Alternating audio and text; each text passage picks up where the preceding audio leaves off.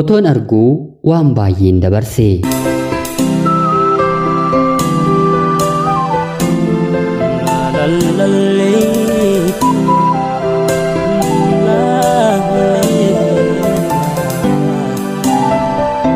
Yeroodhaaf maqaa kiyya himachuun barbaadu kanan dhaladheetti guddadhee Jiituu Magariituu Oromiyaa keessatti yeroo ta'u barnoota koollee hanga kutaa 8ffaatti ergan baradhee booda hiriyoonni kiyya yeroo sanatti waliin hin baradhu kanaan booddee nuti barnoota barachuun barbaannu biyya hambaa deemna malee jechuun yaadanaaf dhiyeessaniin anis maatii kiyya rakkiseen biyya hambaan deemaa jedheen isaaniin gaafadhe.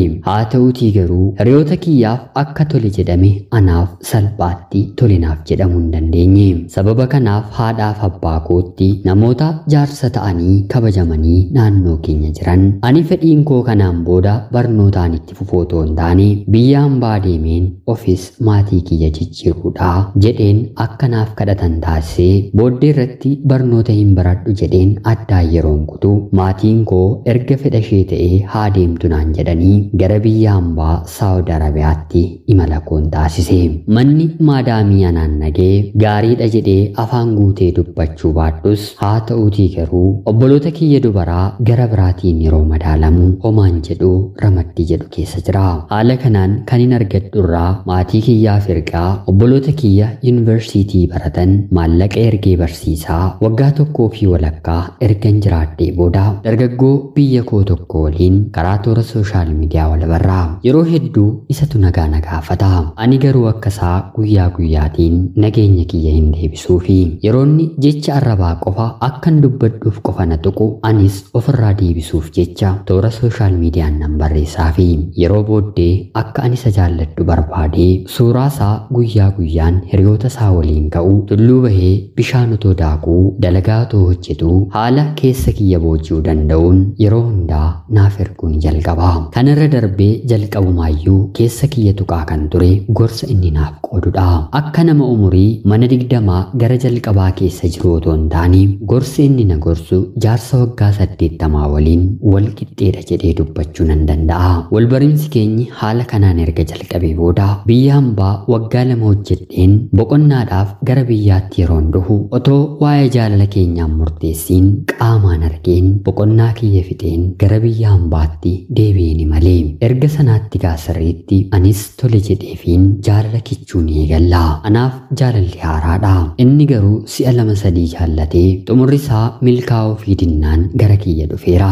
Si'a kana garuu onnee koo sirriitti waan booji'eef jecha inni dubbatu wanta inni naan jedhu jalaa gonkumaa bahuu hin dandeenye. Maallaqa yeroo na gaafatu akkuma maatii kootti ergaa fi hiriyoonni koo as biyya ormaatii gara biyyaatti yeroo galan moobaayilas si'a takkaa 2 ergeeraa fi jaalalli ani qabu innillee jaalalli naaf qabu jaalala qulqulluudha. Haala kanaanis waliigalatti waggaa 4 erga jaalalaan isan baree waggaa 2.5 ergan fixee booda gaa'ela keenya dhaabbanna jennee gara biyyaatti nan deebi'a. Dargaggoon kunis seeraan kabajaan waraqaa gara maatii kootti ergatee maatiin kiyyallee tole jedhanii yeroon gaa'elaa akka humna isaatti nuuf ta'ee haadha manaaf abbaa manaa taanee manallee waan hin qabneef kireeffannee waliin jiraachuu ni jalqabna. Lamaan keenyuu jaalalaan waan walitti dhufneef fedhiin keenyaa fi fedhiin maatii keenyaa nu gidduu waan jiruuf darbaa wal jaallanna. Ani si malee hin jiraadhu ati na malee hin jiraattu jennee waliif illee ni kakanna. Haala kanaan jireenya jalqabnee wal fuunee yeroo waggaa hin guunne keessatti Rabbi daa'ima lakkuu naaf kenne.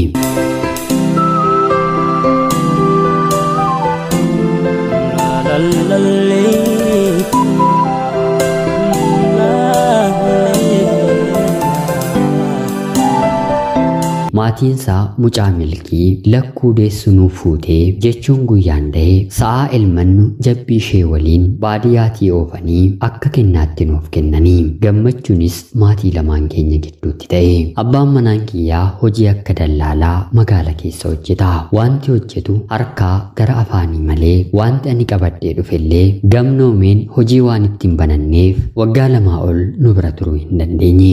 Maatiin hanga danda'e mi'aaniin nuuf fedha. Haa ta'uutii garuu kanumarra darbee rakkinni mana keenya keessa waan galeef abbaa manaa koo waliin mari'adheen gara biyya hambaatti deebisee imaluu nan murteesse.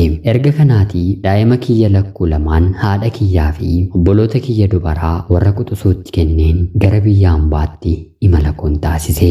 Baatii 3 hanga 4tti ergan dalagee booda haa ta'uutii garuu anumtuu fayyaa ofiif hin dhabe. Kana dura dhukkuba kalee dhagahee malee dhukkubsadheellee kan hin beekne ergan si'a sadaffaa kana gara biyya hambaa dhufee dhaabbadhee hojjechuun gonkumaa wanta danda'amu naaf ta'uu dide. Daqiiqaa 10 dhaabbadhee hojjedhee jennaan miilli kiyya baay'ee natti fufurdachuun qaamni kiyya guutuun ni dhiitaa. Naannoo torbee 2 maatiin ani bira gale erga na wal'aananii booda doktorri mana yaalaa mucaan kun kanaan booddee hojii kan hojjettu yoo ta'e umriin ishee baay'ee gabaabaadha. Kaleen ishee kanaa olitti otoo hin miidhamiin gara biyyaatti galuu qabdi jedhee isaanitti dubbata. Isaanillee mucaan kun nu harkatti rakkoo gara biraa keessa galuu isheerra yeroodhaan galtee boqochuu qabdi naan jechuun tikkeettii naaf kutanii gara biyyaatti na gaggeessanii. Hojiin mana sana keessa baatii 3 wayiif hojjedhe gonkumaa boqonnaa hin qabu. Guyyaa kanan hojjechaa oolee galgala maadaamiin kiyya yeroo deebitu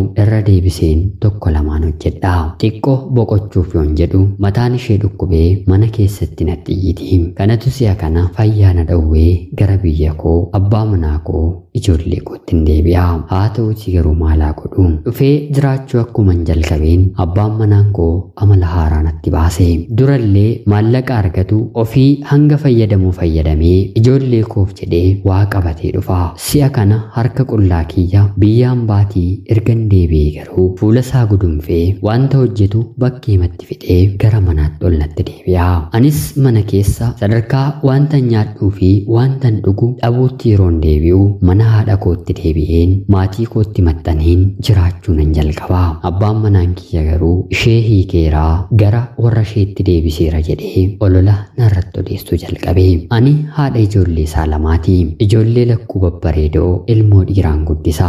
Haadha manaa kiyya hiikeera jedhee magaala keessaa dubartoota buna danfisanii waliin akka garaasaa waliin ta'a. Yoo barbaade waliin bulaa, yoo barbaade guyyaa guutuu mana cufatee waliin jimaa qamaa oolee akka nama nagaa galgala naaf bilbilee koottu si yaadeera naan jedhee ofitti na waama. Yeroon anarratti maaliif dubartii gara biraa akka na gootaa jedhee yeroon gaafadhu naannoo keenya kanatti dubartiitu dhiira jiraachisa malee dhiiratu dubartii jiraachisa miti. Yoo dandeesse gara biyya hambaa deemiitii anaa fi ilmaan kee jiraachisii. Kanaan ala garuu ani barnootaallee baradhee galma waan hin geenyeef dubartii na jiraachistuun barbaada. Ati fayyaa waan hin qabne fayyaa kan qabdu gara biyya hambaatti ergadheen waliin jiraadha jedhee natti dubbata. Halkan hedduu imimmaan dhiigaa na boosiseera. Ofii waan argatu gara manaatti fidee waan hin dhufneef malee ani ergan gara biyya kootti deebi'ee dhukkuba kalee kan jedhamuyyuu deebisee keessi kiyya hin yaadanne. Rabbiif haa galatu fayyaa guutuurran jira. Haa ta'uutii garuu wanta nufitti taajjabe abbaa manaa koo abbaan ilmaan koodha. Yeroon qabu na waliin kolfee nyaatee ani harka qullaa ta'een dhukkubsattuu jedhameen biyya hambaatii gaggeeffamee dhufnaan deebii kana naaf qoode. Erga sanaallee yoo fedhe na waliin haa jiraatu yoo fedhuu baate immoo abbaa barbaade waliin haa jiraatu jedheen maallaqa xiqqoo maatii kiyyarraa liqeeffadheen magaalaa Finfinnee deemuun leenjii yeroo muraasaa ergan fudhadhee booda mana rifeensaa dubartootaa banadheen har'a hojjechaa ijoollee koo jiraachisaan jira. Abbaan manaan koo ammallee namuma kaleessaadha. Akkuma natti jijjiirametti jira. Ofii garuu suusiin mataatti sagal naanna'ee tamboo, jimaa, hashiishii guyyaa guutuu walitti qabee aarsaa oola. Yeroo gabaan argadhu maallaqan hojjedhu qarshii naaf kenni jedhee dhufee na kadhata. Haa ta'uutii garuu ergan si'a sadaffaa kana biyya hambaatii deebi'ee booda maallaqni nama dhukkubsataa siif maal godha jedheen meezoo sharfee kiyyaatti kenneen beeku. Dhiira dhaatii ofii hojjetee mana isaa haa jiraachisuun ejjennoo haati koo na gorsite. Yoo nyaata na gaafatu qofa manaa nan kennaafi. Kanaan ala garuu gara maallaqaatti qoosaa homaa hin qabuufi. Haati kiyyaa yeroodhaan otuu daa'ima gara biraa hin dahin nama kanarraa adda yoo baate malee jireenya kee guutuu balleessitaa, ijoollee keef mana dhabdaa, dafii ofirraa gaggeessii jettee na gorsiti. Anaaf garuu abbaa ijoollee koo lamaanii waan ta'eef yoo sagaagalus yoo ala bulus calluma jedheen bira darbaa ijaan ilaalee gubachaan jira.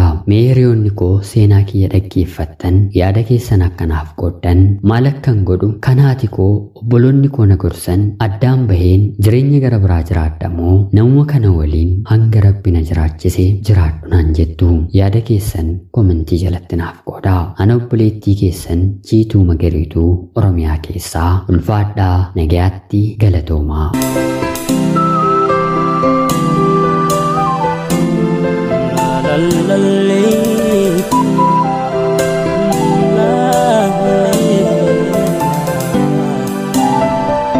Yooyyaa shamaa akkam jirtu kabajamtoota hordoftoota qophii Oromiyaa 24 nagayaaf jaalallee tokkummaan bakka jirtan hundaatti hunda keessaniif yaa ta'u jecha guyyaa har'aallee xalayaa obboleettiin keenya as Jiituu Magariituu Oromiyaa keessaa nuuf ergite siniif dubbiseen hin ga'a. Akka isin irraa barattanii hubannoo cimaa irraa argattan homaa shakkii tokko illee hin qabu. Obboleettii keenya ergaa kee kana nuuf qooduu keetiif guddaa galatoomisiin jecha kabajamtootaaf hordoftoonni qophii Oromiyaa 24 yaada jajjabinaa obboleettiin keenya yoo maal goote jireenyi ishee gara fuulduraa milkaa'uu fi akka danda'u akka qooddanii fi kabajaan isiniin gaafadha. Hanga yoonaatti na dhaggeeffachaa waan turtaniitiif illee guddaa galatoomaa jecha qophiin guyyaa har'aaf isiniif qabadheen dhiyaadhe kanuma fakkaatti. Laayikii fi sheer gochuun illee akka na deeggartan kabajaan isiniin gaafadha. Akkanumallee namoonni chaanalii keenyaaf haaraa taatan anaa dhufu kun Oromiyaa 24 guyyaa guyyaatiin xalayaa jaalalaa fi seenaa jireenyaa nama barsiisuu bashannansiisuu danda'u isiniif qabattee waan dhiyaattuuf isinillee sabskiraayib gochuun maatii keenya erga taatanii booda xalayaa jaalalaa yookiin seenaa jireenyaa nama barsiisuu bashannansiisuu danda'u qabaattan karaa teelegiraamii karaa lakkoofsa bilbilaa kiyyaa duwwaa 937386564 naaf erguun irratti hirmaachuu hin dandeessu. Qopheessuuf qindeessuun isin waliin kanan ture ani gammachiista shoomeedha. Qophii gara biraatiin guyyaa borii hanga walitti deemnutti bakka jirtan maraan turtii gaarii isiniif hawwaa horaa bulaa.